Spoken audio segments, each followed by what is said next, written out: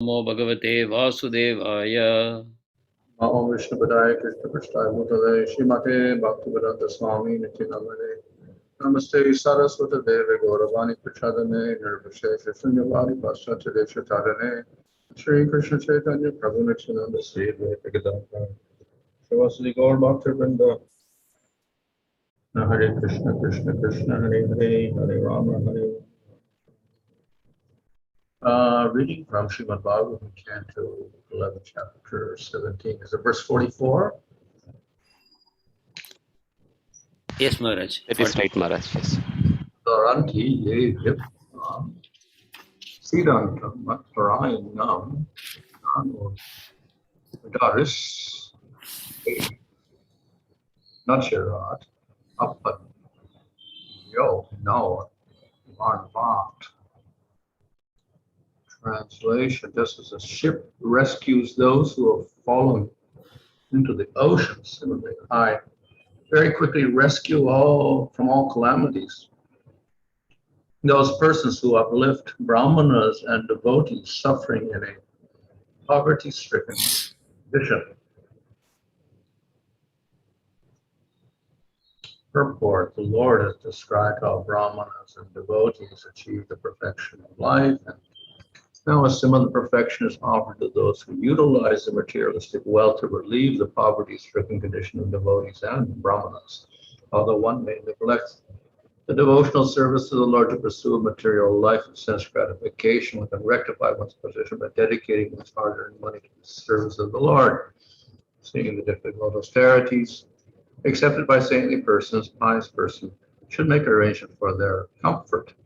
Just as a boat saves hopeless people who have fallen into the ocean, similarly, the Lord uplifts persons who have hopelessly fallen into the ocean of material attachment if they have been charitable to the brāhmanas and devotees. The previous verses discussed the livelihood of the brāhmana. முந்தைய ஸ்லோகத்தில் பிராமணர்களுடைய வாழ்க்கை முறை விவரிக்கப்பட்டது. And here there is some benefit one gets from serving those brāhmanas. இங்கு அந்த பிராமணர்களுக்கு சேவை செய்வதன் மூலமாக ஒருவருக்கு கிடைக்கும் நன்மை விவரிக்கப்படுகிறது. And particularly those who are devotees of the Lord. குறிப்பாக பக்தர்களுக்கு செய்யும் சேவை. So he says vipram for the brahmana, then he says mat-parāyaṇam, which means one who is surrendered to the Lord. யாரொருவர் பகவானிடம் முழுமையாக சரணாகதி அடைந்திருக்கிறாரோ அவர் பிராமணரிடந்தும் மேம்பட்டவராக கருதப்படுகிறார். So the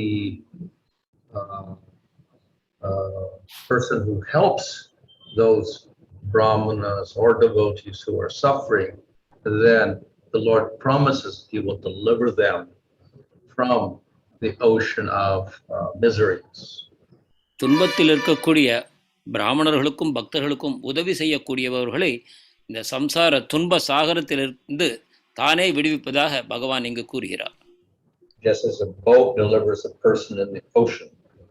எவ்வாறு சமுத்திரத்தில் தத்தளிக்கும் ஒருவரை ஒரு படகு காப்பாற்றுமோ அதை போல. So in the Bhagavad Gita chapter 12, there Krishna says, I will quickly deliver you from the ocean of samsara. கீதையில் 12வது அத்தியாயத்திலும் பகவான் கூறுகிறார், சம்சாரம் எனும் சமுத்திரத்திலிருந்து உங்களை நான் விரைவில் விடுவிக்கிறேன் என்று கூறுகிறார். And that is particularly just for any devotee. அது எந்த பக்தருக்கும் பொருந்தும். Here he says this in relation to a person who helps a devotee or a brāhmana. ஆனால் இங்கு ஒரு பக்தருக்கோ பிராமணருக்கோ உதவக்கூடியவருக்கு தான் எவ்வகையில் உதவுவோம் என்று பகவான் கூறுகிறார். So therefore one should always serve the brāhmanas and the devotees. எனவே ஒருவர் எப்பொழுதும் பிராமணருக்கும் பக்தர்களுக்கும் உதவி செய்ய வேண்டும். This is a way in which one can advance in one's spiritual life. இவ்விதமாக ஒருவர் தன்னுடைய ஆன்மீக வாழ்க்கையை மேம்படுத்தலாம். Advancement means not getting just material punya, but getting out of the material world of birth and death. முன்னேற்றம் என்றால் பௌதிக புண்ணியத்தை அடைவதை இங்கு கூறப்படவில்லை. மாறாக பௌதிக உலகிலிருந்தே விடுபடுத்தக்கூடிய அந்த உன்னதமான நன்மை அவர்களுக்கு கிடைக்கிறது. The material world is often compared to an ocean. பௌதிக உலகம் எப்பொழுதும் ஒரு சமுத்திரத்துக்கு ஒப்பிடப்படுகிறது. And that is because the ocean is very big. ஏனென்றால் சமுத்திரம் மிகப்பெரியது. And when you're falling, if you go in the ocean and you're in the middle of the ocean, then you can't escape. அந்த கடலில் விழுந்து நடுக்கடலில் தத்தளிக்கும் பொழுது ஒருவர் தப்பிப்பது மிகவும் கடினம். And eventually you drown. இறுதியில் நீங்கள் மூழ்கி போவீர்கள். So the material world is like that ocean. It doesn't have a shore, and once you're born into it, there's no escape from it. பௌதிக உலகம் அத்தகைய ஒரு சமுத்திரம் தான். அதற்கு எல்லையே இல்லை. அதில் விழுந்து விட்டார் ஒருவர் தத்தளிப்பதில்லை, மூழ்கித்தான் போகிறார். And eventually you die. இறுதியில் அவர் உயிரை இழக்கிறார். So it is a very the material world is like the ocean, something very inescapable. இறுதியில் இந்த பௌதிக உலகம் அத்தகைய சமுத்திரம் தான், தப்பிக்க முடியாத ஒரு சமுத்திரம். And ultimately causes suffering. அது துன்பத்தை உண்டாக்குகிறது. Why the ocean causes suffering is because it's not natural for us. ஏன் இந்த சமுத்திரம் நமக்கு துன்பத்தை விளைவிக்கிறது என்றால் அது நமக்கு இயல்பானதல்ல. Of course, for a fish or a whale, it's not unnatural. The fish enjoy in the water. ஒரு மீனுக்கோ திமிங்கலத்துக்கோ அது இயற்கையானது அல்ல, இயற்கைக்கு புறம்பானதல்ல. அவை அதில் சுகமாக நீந்துகின்றன. So the water is natural for the fish, but it's not natural for the human being. எனவே நீரானது மீன்களுக்கு இயல்பானதாகவும் மனிதர்களுக்கு இயல்பற்றதாகவும் விளங்குகிறது. So the land is natural for the human being and other animals. மனிதர்களுக்கும் விலங்குகளுக்கும் பூமி நிலம்தான் இயல்பான நிலையாகும். But the whole material world for everybody, the fish and the land animals and the human being, it is also like an ocean. It's unnatural. ஆனால் இந்த பௌதிக உலகம் முற்றிலுமே அவை மீன்களாக இருந்தாலும் சரி, மனிதரோ விலங்குகளாகவோ இருந்தாலும் சரி, அவர்கள் அனைவருக்கும் ஒரு இயல்புக்கு புறம்பான சமுத்திரமாக விளங்குகிறது. Everybody has to struggle. அனைவரும் இங்கு தத்தளிக்கத்தான் வேண்டும். And ultimately we get old and we die. இறுதியில் நாம் இறந்து போகிறோம். So this is considered to be inescapable problem. இது ஒரு தப்பிக்க முடியாத பிரச்சனையாக கருதப்படுகிறது. So just as the ocean is a big problem for the human being, so the whole world is a problem for every living entity. எவ்வாறு கடலானது மனிதருக்கு தப்பிக்க முடியாத இடமாக இருக்கிறதோ அதே போல அனைத்து உயிர்வாழிகளுக்கும் இந்த பௌதிக உலகம் ஒரு பெருங்கடலாக விளங்குகிறது. And thus the material world is often compared to an ocean. எனவே இந்த பௌதிக உலகம் எப்பொழுதும் ஒரு சமுத்திரத்துக்கு ஒப்பிடப்படுகிறது. Now, even though the ocean is unnatural for the human being, he can survive if he has a boat. உயிர்வாழிக்கு மிகவும் தப்பிக்க கடினமாக ஒரு சமுத்திரம் இருந்த பொழுதிலும் அவருக்கு ஒரு படகு இருந்ததானால் அவர் தப்பிக்க முடியும். But somebody has to supply the boat. ஆனால் அந்த படகை யாராவது வழங்க வேண்டும். Similarly, in the material world, we're all in the ocean of material suffering, and we also need a boat. அதே போல இந்த பௌதிக உலகத்தில் நாம் அனைவரும் பௌதிகமான ஒரு சமுத்திரத்தில் மூழ்கி கொண்டிருக்கிறோம். நாம் அனைவருக்கும் ஒரு படகு தேவைப்படுகிறது. So we need some way in which we can escape from the suffering of the material world. இந்த பௌதிக உலகத்தின் துன்பங்களிலிருந்து தப்பிப்பதற்கான ஒரு வழி நமக்கு தேவைப்படுகிறது. So the human birth is one advantage. மனித பிறவியானது நமக்கு இருக்கக்கூடிய ஒரு சாதகமான தன்மையாகும். And then to accept spiritual knowledge through devotees and guru is another aid for us. பக்தர்கள் மற்றும் சாஸ்திரங்களின் மூலமாக நமக்கு கிடைக்கக்கூடிய ஞானத்தை ஏற்றுக்கொள்வதன் மூலமாக அது மற்றொரு சாதகமான தன்மையாக அமையும். So this is the way in which we can get delivered from this ocean of material existence. இவ்விதமாகத்தான் பௌதிக வாழ்க்கை என்னும் கடலிலிருந்து நாம் விடுதலை பெறலாம். But in that spiritual knowledge, the main portion that delivers us is the bhakti. அந்த ஆன்மீக அறிவிலும் முக்கியமாக நம்மை விடுவிப்பது எது என்று கேட்டால் பக்தி தான். Or putting it more simply, even the method of deliverance is the Supreme Lord. அதை இன்னும் சுருக்கமாக கூற வேண்டும் என்றால் நம்மை காப்பாற்றுபவர் பரமபுருஷ பகவான் தான். But if we do bhakti, then the Supreme Lord delivers us. ஆனால் நாம் பக்தி செய்யும் பொழுது பகவான் நம்மை காப்பாற்ற வருகிறார். So I think in the Bhagavad Gita there's a picture of the person drowning in the ocean, material existence, and along comes Vishnu riding on Garuda, and he saves the living entity drowning in the ocean. பகவத்கீதையில் நாம் ஒரு சித்திரத்தை பார்த்திருக்கிறோம். ஒரு மனிதர் நடுக்கடலில் தத்தளித்துக் கொண்டிருக்கிறார். பகவான் கருடனின் மேல் ஏறிக்கொண்டு வந்து அந்த பக்தனை அந்த கடலில் இருந்து காப்பாற்றுகிறார். So the Lord does not do this for the karmi, the jnani, or the yogi. பகவான் இதை கர்மிக்கோ ஞானிக்கோ யோகிக்கோ இந்த உதவியை செய்வதில்லை. But he comes for the devotee. ஆனால் பக்தருக்காக அவரே வருகிறார். So therefore, if we practice devotion, we can get delivered from this material world. எனவே நாம் பக்தியை தொடர்ந்து பயில்வோமானால் இந்த பௌதிக உலகிலிருந்து தப்பிக்கலாம். So the main process is devotion. எனவே முக்கியமான வழிமுறை பக்தியே ஆகும். But here it is stated that one who helps a devotee, he gets delivered also. இங்கு என்ன கூறப்பட்டிருக்கிறது என்றால் பக்தருக்கு உதவக்கூடிய ஒருவரும் கூட விடுதலை அடைகிறார். So this shows the great power that serving devotees invokes. இதிலிருந்து பக்தர்களுக்கு உதவுவதன் மிக உயர்ந்த பயனை நாம் புரிந்து கொள்ளலாம். To serve the Lord is devotion, but to serve the devotee is also part of bhakti. பகவானை பக்தியுடன் சேவை செய்வதை தவிர பக்தருக்கு உதவுவதும் கூட ஒரு உன்னதமான பக்தி செயல்தான். So by helping the devotees in the material world, then the Lord will respond to that person.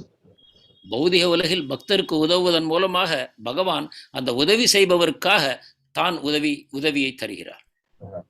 So this shows that service to the devotees is a powerful way in which we can advance in devotional service. இதிலிருந்து பக்தருக்கு உதவுவது நாம் ஆன்மீக வாழ்க்கையில் முன்னேறுவதற்கு மிக உயர்ந்த ஒரு செயல்முறையாகும் என்று நாம் புரிந்து கொள்ளலாம். Of course, in the material world, people who are the varnashram system, they may not be devotional. பௌதிக உலகத்தில் இருக்கக்கூடிய மக்கள் வர்ணாசிரமத்தில் இருக்கக்கூடும், அவர்கள் பக்தியில் இல்லாமல் இருக்கலாம். But at least the principle of serving the person in the higher position is there. எப்படி இருந்தாலும் கூட நம்மை விட உயர்ந்த நிலையில் இருக்கக்கூடிய ஒருவருக்கு சேவை செய்ய வேண்டும் எனக்கூடிய தன்மை இந்த பௌதிக உலகத்தில் இருக்கிறது. Everyone is taught to serve the brāhmaṇa. பிராமணர்களுக்கு சேவை செய்ய வேண்டும் என்று ஒருவர் அறிவுறுத்தப்படுகிறார். And as mentioned in this verse, that also has a very wonderful effect. இந்த ஸ்லோகத்தில் கூறியுள்ளதைப் போல அதற்கும் ஒரு நல்ல பயன் விளைகிறது. By serving the brāhmaṇa, the Lord delivers the person. பிராமணருக்கு சேவை செய்பவரையும் பகவான் காப்பாற்றுகிறார். Of course, serving the devotee is more powerful. ஆனால் பக்தருக்கு சேவை செய்வது மேலும் அதிக பலனை தர வல்லது. This is more direct devotional service. இது இன்னும் நேரடியான பக்தி தொண்டு ஆகும். But by serving the brāhmaṇa, definitely the person in that varnashram system advances. பிராமணருக்கு சேவை செய்வதன் மூலமாக வர்ணாசிரமத்தில் இருக்கக்கூடிய ஒருவர் நிச்சயமாக முன்னேறுகிறார். Therefore, it is a way in which all the people can get advancement. They serve the brāhmaṇa. எனவே பிராமணருக்கு சேவை செய்வதன் மூலமாக அனைத்து தரப்பில் உள்ள மக்களும் கூட முன்னேற்றம், ஆன்மீக முன்னேற்றம் அடையலாம். So we understand that the cause of bhakti is agyata sukriti. நாம் புரிந்து கொள்கிறோம் பக்திக்கான காரணம் அக்ஞாத சுக்ருத்தியே ஆகும் என்று. That is, we do some devotional service even if we don't know it is devotion. எனவே பக்தி என்பது என்ன என்று தெரியாமலே கூட நாம் பக்தி தொண்டு செய்ய முடியும். So people who are advised to serve the brāhmaṇas, they may serve a devotee brāhmaṇa, and therefore they get very great effect from that. That's their agyata sukriti. பிராமணர்களுக்கு சேவை செய்ய வேண்டும் என்று அறிந்து கொண்டு ஒரு பிராமணருக்கு சேவை செய்யலாம். அவர் பக்தராகவும் இருந்து விட்டால் அவருக்கு அந்த அக்ஞாத சுக்கிருத்தியானது கிடைக்கிறது. So by that, then they can, if they got that agyata sukriti, eventually they can get faith and they can practice bhakti. அஜ்ஞாத சுக்கிருதி கிடைத்ததன் விளைவாக அவர்களுக்கு நம்பிக்கை உண்டாகிறது. நம்பிக்கை உண்டான பிறகு அவர்கள் பக்தி தொண்டில் ஈடுபடுகிறார்கள்.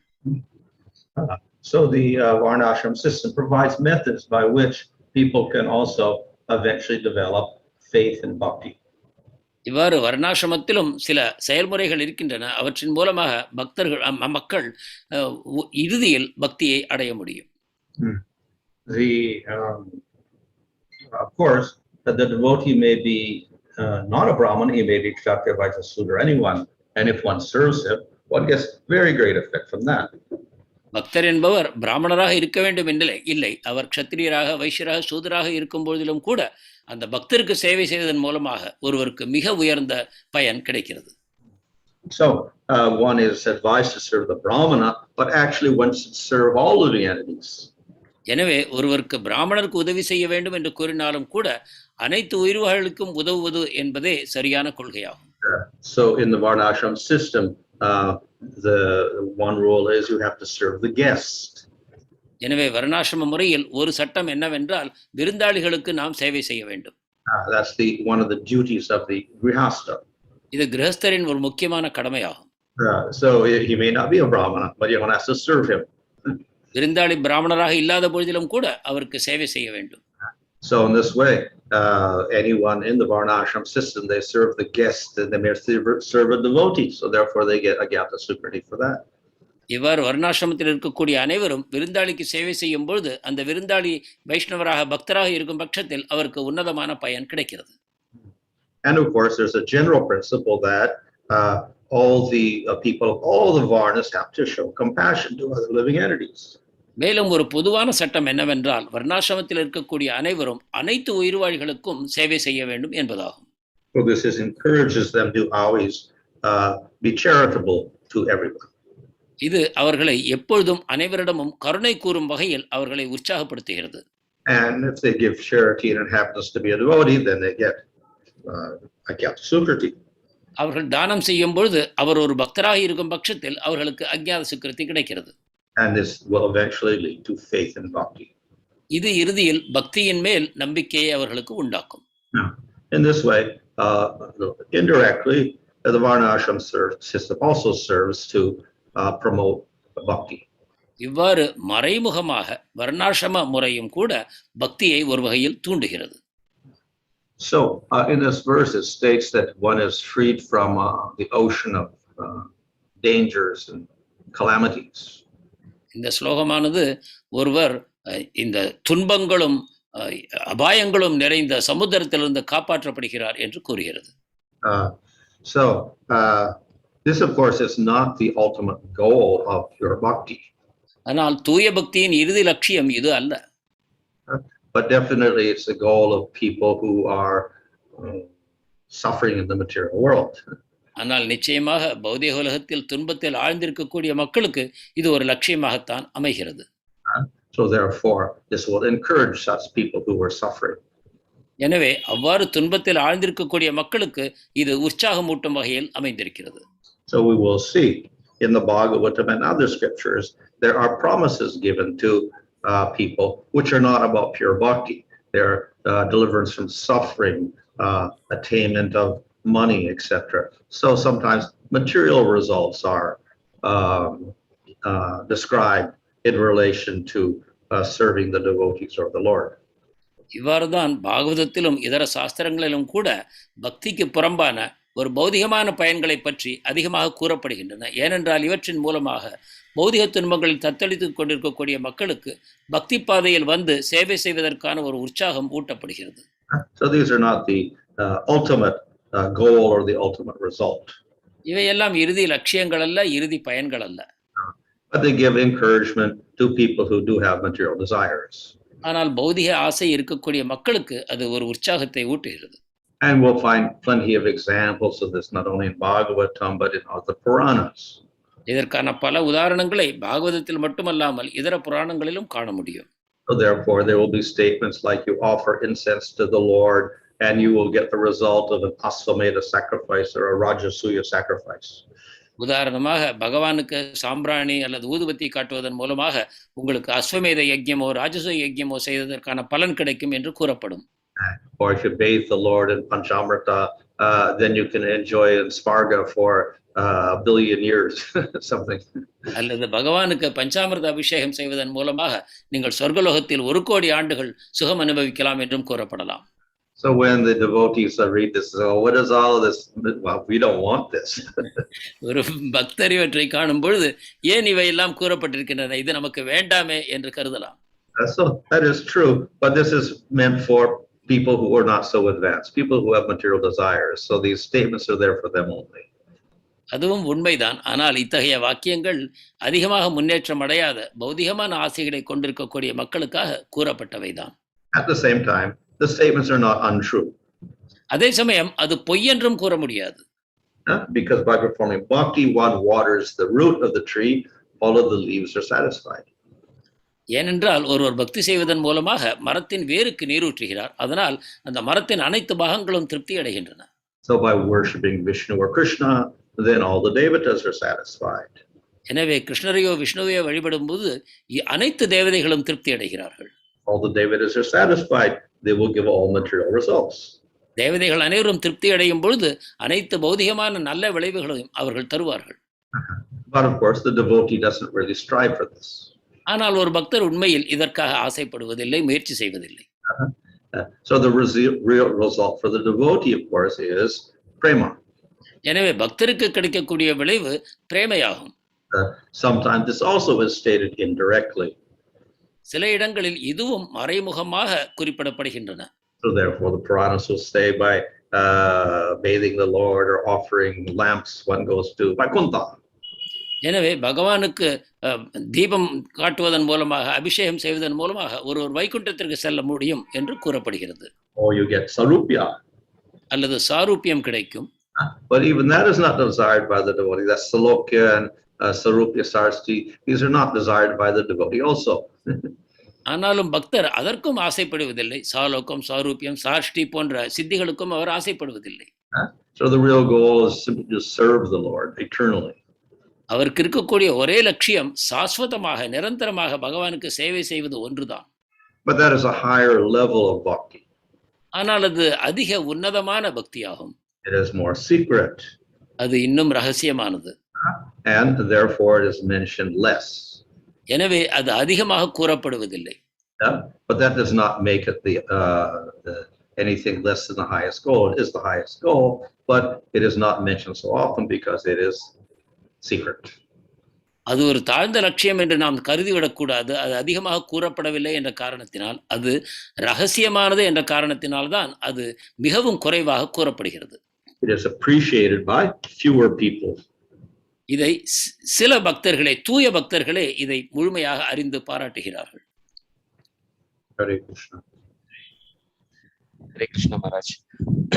Maharaj, in Bhagavatam there are multiple, I think, similar verses where Krishna is saying that he saves devotees.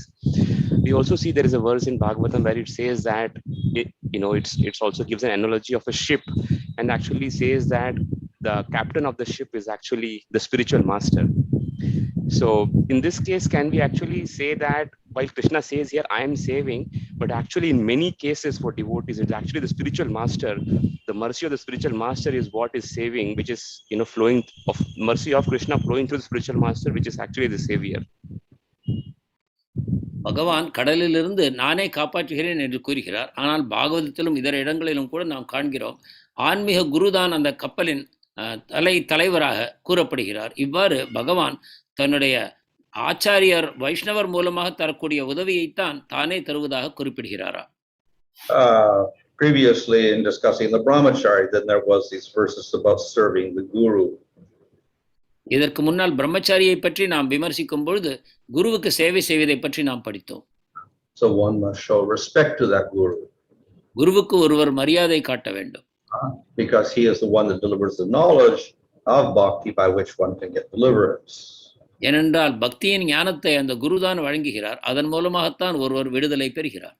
But it may not be one guru, it may be many gurus. ஆனால் குரு ஒருவராக இல்லாமல் இருக்கலாம், பல குரு இருக்கலாம். So we should not think there's only one captain of the ship, maybe there's many.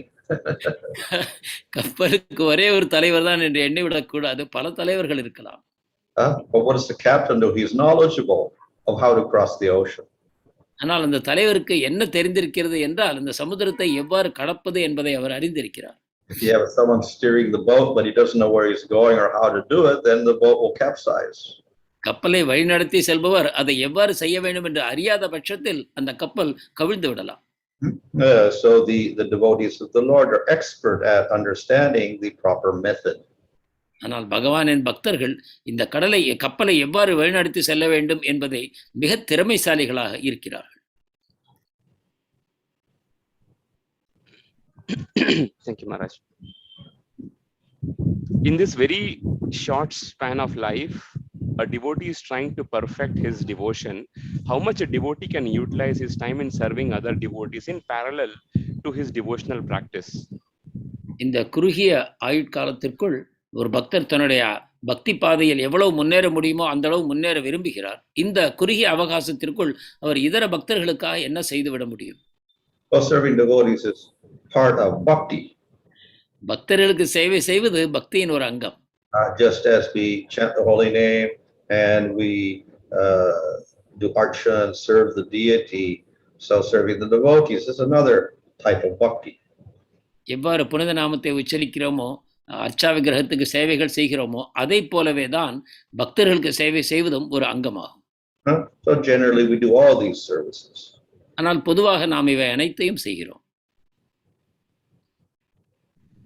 When it comes to service, it also probably giving some charities to brāhmaṇas. How do we understand giving a charity if somebody is a brāhmaṇa but is not a vaishnava? Will it cause karmic reactions? சேவை என்றால் பிராமணர்களுக்கு தானம் தருவதும் அதில் அடங்கி இருக்கிறது. ஆனால் நாம் வைஷ்ணவர் அல்லாத ஒரு பிராமணருக்கு இந்த தானத்தை தர நேர்ந்தால் அதனால் கர்ம விளைவுகள் உண்டாகுமா? Well, it's a good punya. அது ஒரு புண்ணிய செயலாகும். Won't cause bad karma, causes good karma. அது தீய கர்மாவை உண்டாக்காது, நல்ல கர்மா அதாவது புண்ணியத்தை உண்டாக்கும். As Krishna says in a lot of places, charity in mode of goodness. What does that actually mean? How do we understand that in concise? கிருஷ்ணர் சத்வகுணத்தில் உண்டான தானத்தை பற்றி சில இடங்களில் கூறுகிறார். அதை எவ்வாறு புரிந்து கொள்ள வேண்டும்? Well, one gives according to what the scripture says. சாஸ்திரங்கள் எவ்வாறு அறிவுறுத்துகின்றனோ அதே வகையில் ஒருவர் தானத்தை செய்யும் பொழுது அது சத்வகுண தானம். And one gives to the proper recipient at the proper time with the proper motive. சரியான பாத்திரம், சரியான நேரம், சரியான நோக்கத்தோடு செய்யப்பட வேண்டும். In the 12th chapter of Bhagavad Gita, Maharaj, which you mentioned in this talk, is that Krishna also describes about the different levels of devotional services depending on the qualification. Does that actually mean that the Lord approves all these stages and therefore we also have to appreciate devotees practicing at these different levels? Bhagavad Gita 12வது அத்தியாயத்தில் பகவான் பக்தியை பயில்வதில் பல தரங்களை, பல படிகளை நமக்கு காட்டுகிறார். இவை அனைத்திலும் பக்தி செய்வதற்கு அவர் உற்சாகப்படுத்துகிறார். அவ்வாறு இருக்கும் பொழுது நாமும் அந்த வேறு நிலைகளில் பக்தியை பயிற்சி செய்யக்கூடிய பக்தர்களை பாராட்ட வேண்டுமா, அதை ஏற்றுக்கொள்ள வேண்டுமா? Yeah, well, the devotee appreciates all persons who do any type of bhakti. பக்தரானவர் எந்த வகையில் ஒருவர் பக்தி செய்தாலும் அதை பாராட்டுகிறார். The Lord himself says, I accept these devotees who have material desires and approach him. பகவானே கூறுகிறார், பௌதிக ஆசைகளுடன் எனக்கு பக்தி செய்யக்கூடிய பக்தர்களையும் நான் பாராட்டுகிறேன் என்று. So the devotees also accept all the devotees. At the same time, they also differentiate. எனவே பக்தர்கள் அனைத்து தரப்பில் உள்ள பக்தர்களையும் ஏற்றுக்கொள்கிறார்கள். ஆனாலும் கூட அதில் ஒரு வித்தியாசத்தையும் அவர்கள் காண்கிறார்கள். So those who are practicing pure devotees, pure bhakti, then they will get more respect. தூய பக்தர்களுக்கு அதிக மரியாதை தரப்படும். And those who practice pure bhakti and are more advanced, they get more respect. தூய பக்தியில் மேலும் மேலும் முன்னேற்றம் அடையும் பொழுது அதிகமான மரியாதை தரப்படும். So in Nectar of Instruction, the Rupa Goswami says that some people may just chant Hare Krishna, but they're not real following all principles, etc. One can give them mental respect. உபதேச அமிர்தத்தில் ரூப கோஸ்வாமி கூறுகிறார், சிலர் ஹரே கிருஷ்ண நாமத்தை ஜபித்துக் கொண்டிருப்பார்கள், ஆனால் அனைத்து சட்ட முறைகளையும் பின்பற்ற மாட்டார்கள். அவர்களுக்கு மானசீகமாக நீங்கள் மரியாதை தர வேண்டும் என்று கூறுகிறார். But if they're practicing seriously pure bhakti, then of course one gives great respect. ஆனால் அவர்கள் உண்மையுடன் தூய பக்தியை பயிற்சி செய்வார்களானால் ஆனால் அவர்களுக்கு அதிகமான மரியாதை தரப்பட வேண்டும். If they're advanced, then one serves them. மேலும் முன்னேற்றம் அடைந்தவர்களுக்கு நாம் சேவை செய்ய வேண்டும். Maharaj, just on this different levels which you just spoke about and different devotees who are practicing at these levels. So there's a question on the YouTube that when we see devotees being a leader position, act in such a way that they're probably, driven by their pride or ego, and sometimes, devotees don't feel like respecting or serving them. How should the correction should be made, let's say if I'm asking myself to progress in bhakti, to have the right understanding of this? பல தரங்களில் உள்ள பக்தர்களை நாம் சரிவர புரிந்து கொண்டு அவர்களை அதற்கேற்ற விதத்தில் நாம் அவர்களை நடத்த வேண்டும். மேலும் அவர்களை அதற்கு அடுத்த படியில் உயருமாறு நாம் தூண்டவும் வேண்டும். ஒரு தலைவர் எனக்கூடிய நிலையில் இத்தகைய சேவைகளை எவ்வாறு செய்ய வேண்டும்? As I said, one serves the great devotees, the advanced devotees. மிக உன்னதமான முன்னேறிய பக்தர்களுக்கு சேவை செய்ய வேண்டும் என்று நான் கூறினேன். Also, the mixed bhakti, one can give them mental respect. கலப்பட பக்தி செய்பவர்களுக்கு மானசீகமான மரியாதையை தர வேண்டும். So if a person is a devotee of sorts, but he's not practicing properly, then one can give him mental respect. அவர் பக்தராகத்தான் இருக்கிறார், ஆனால் சரியான விதத்தில் பக்தியை பயிற்சி செய்யவில்லை என்னும் பொழுது மானசீகமான மரியாதையை தருகிறோம்.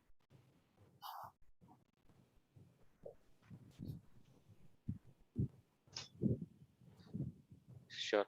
Maharaj, what does it practically mean to be a servant of the servant of the servant of the Lord? பகவானுடைய சேவகனுடைய சேவகனுடைய சேவகனாக இருப்பது என்றால் அதன் உண்மையான பொருள் என்ன? Well, obviously, we serve Krishna through the devotees. கிருஷ்ணனுடைய சேவை என்பது பக்தர்கள் மூலமாகத்தான் செய்யப்படுகிறது. But we shouldn't feel proud of our position as a devotee. ஆனால் நான் பக்தன் என்ற கர்வம் நாம் கொள்ளலாகாது. So one who thinks himself as a devotee of a devotee, he's the real devotee. யார் ஒருவர் தன்னை ஒரு பக்தரின் பக்தராக கருதுவாரோ அவர்தான் உண்மையான பக்தர். So in this way, though in the spiritual world, in one sense, everybody is equal, at the same time, each devotee feels himself the most fallen. இவ்வாறு ஆன்மீக உலகத்தில் ஒவ்வொருவருமே பக்தியில் ஒரே தளத்தில் அமைந்திருந்தாலும் கூட ஒவ்வொரு பக்தரும் தன்னை ஒரு விழுந்த நபராகவே கருதுகிறார். And the higher his position, the more the humility. மேலும் மேலும் ஒருவர் உயரும் பொழுது அவருடைய பணிவு மேலும் மேலும் அதிகரிக்கிறது. So naturally that person does not feel he's qualified to serve the Lord. எனவே அத்தகைய நபர் நான் பகவானுக்கு சேவை செய்யும் தகுதி படைத்திருக்கிறேன் என்று எண்ணுவதில்லை. And therefore he prefers to serve indirectly. எனவே அவர் பகவானுக்கு மறைமுகமான சேவையில் ஈடுபடுகிறார்.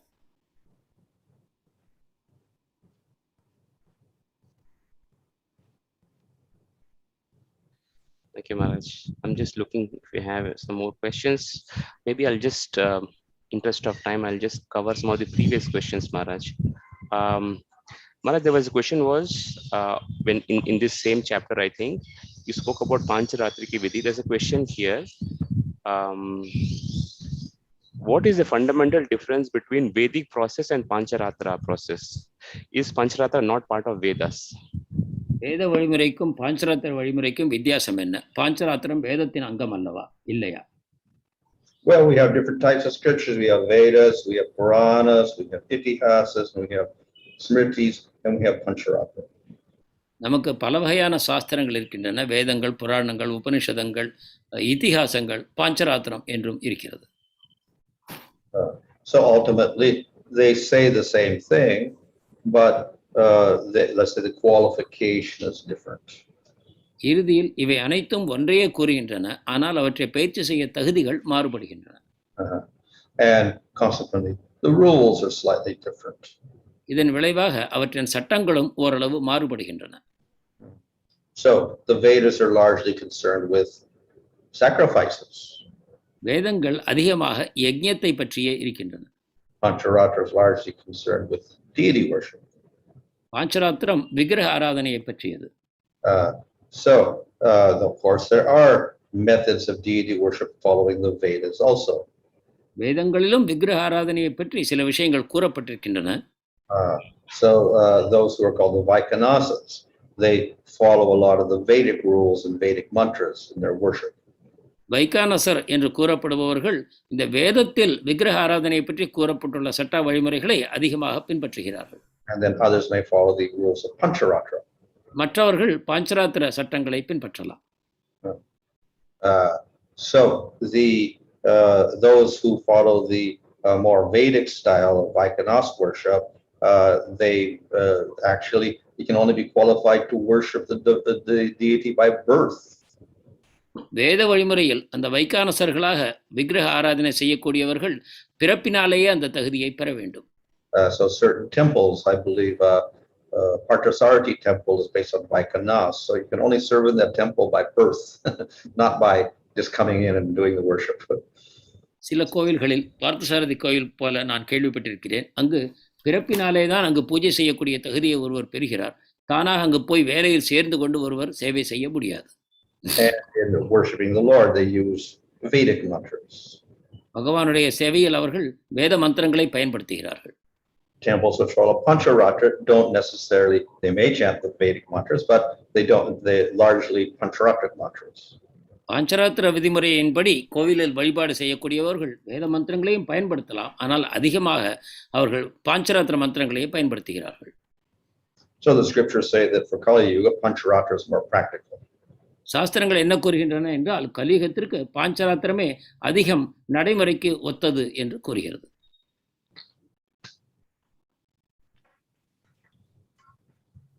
Okay. I guess that is it for today, Maharaj. Thank you so much for your time. Grantaraj Srimad Bhagavatam ki jai, Jagat Guru Srila Prabhupada ki jai, His Holiness Bhanu Swami Maharaj ki jai, Gopinamanande, Hari Hari. Okay. Just one second.